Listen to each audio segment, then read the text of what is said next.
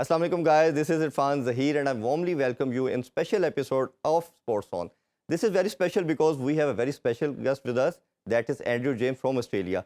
He is business lead consultant at Populous. Assalamu alaikum sir. Alaikum salam. First of all, I would like to ask you about your experience in Pakistan. You have been in Pakistan for last 3-4 days. Thank you very much. Yes, it's my first time here.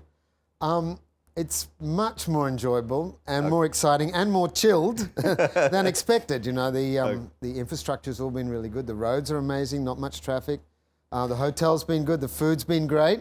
Okay. But most importantly of all, everyone I've been dealing with is really friendly and really, it's been great. Initially, you were at Islamabad and now you are at Lahore. How was your experience of both cities? Islamabad was a big surprise. I guess it's a capital city and it's a new city. So all the 4-lane roads, the infrastructure was so amazing. And then seeing the mountains up behind, that was great. Lahore, I've only really just arrived. So we've just been to see the main stadium here and had a look at that. So the Qaddafi Stadium and had a look at that. And that's a really interesting building too. The use of brickwork and traditional architectural forms. You know, it's very, very nice looking. You also visited National High Performance Center as well. As you know, whole Pakistan is cricket lover nation, and we treat as a cricket as a second religion as well. The museum. So we were taken around the museum by the museum. What was his name? I've forgotten. National High Performance Center. Yes, and that was really interesting. You know, all the old photographs dating back to about 1870, 1880, and all the trophies, especially the 92 victory. the 92 World Cup winning trophy. That was great. We all took photos in front of that. So it's great that all the history of cricket's kept in that one place. And I think that's something special about the game and the culture of cricket, that it is so much about memories, you know. Even one ball, one special ball can become a memory. But having said that, we are cricket lover and we are very much passionate about cricket.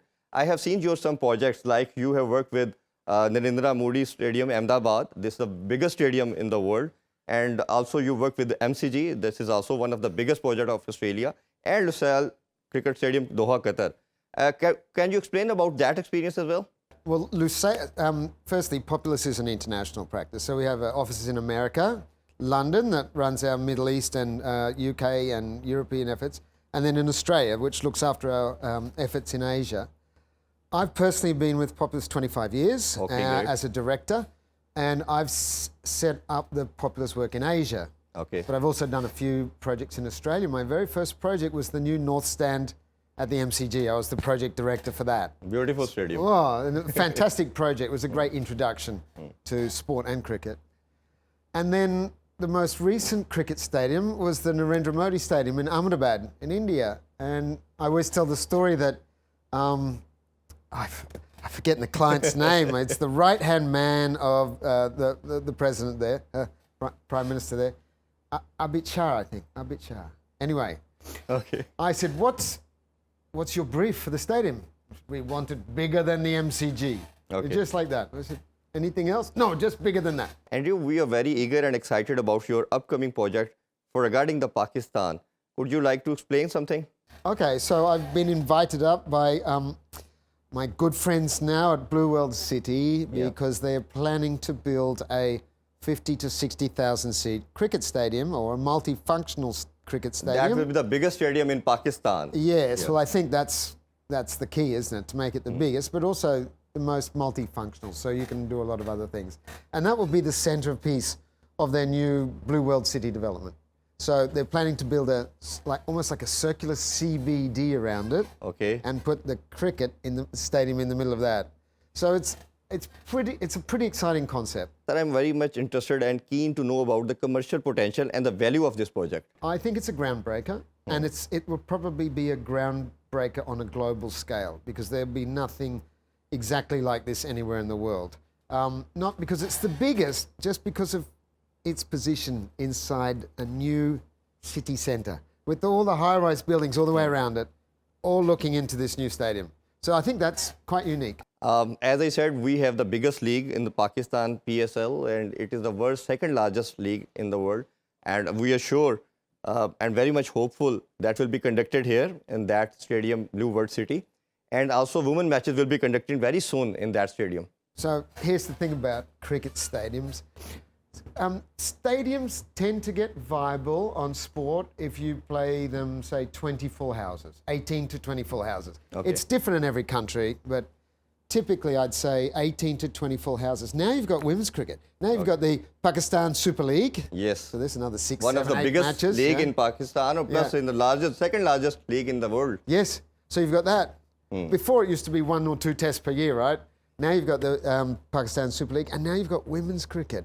And we're finding in Australia, we're filling the MCG with a women's cricket game. Yeah. So all of a sudden you'll have the Pakistan Super League women's. So that means you're probably getting 20 games a year just from cricket. So that's one way. The next is corporate facilities like boardroom facilities and sponsorships.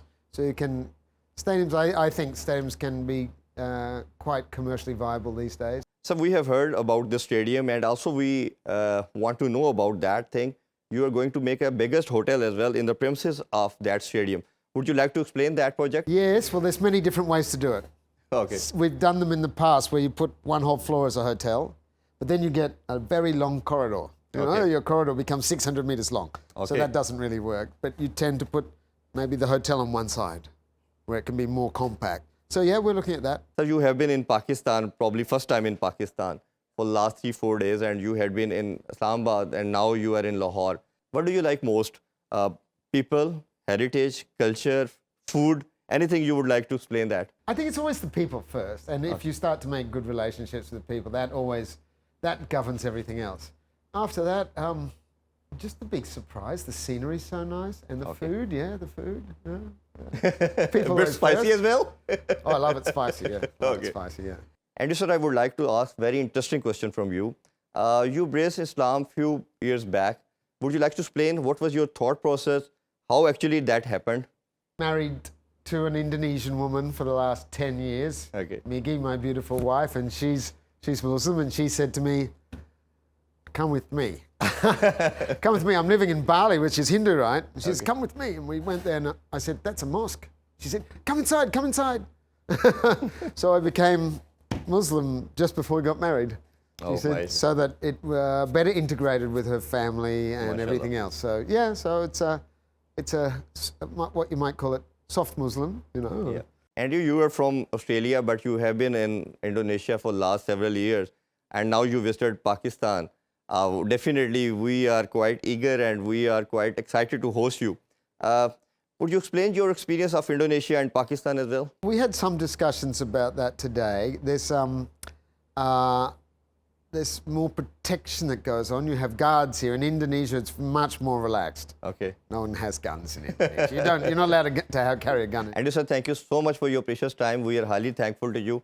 Lastly, if you would like to convey any message to viewers, please share it. I think cricket's on the move, Okay. you know, and I think that if you just look back to where it was 10 years ago and where it is now, and you project where it might be in 10 more years, I think it's becoming a bigger business and a bigger, more interesting thing. There'll be more TV channels about Yes. cricket, and just follow it and let it happen. Let it get more exciting. The players become heroes. Oh, the players are already heroes, but you'll get more of them. More of them. Yeah.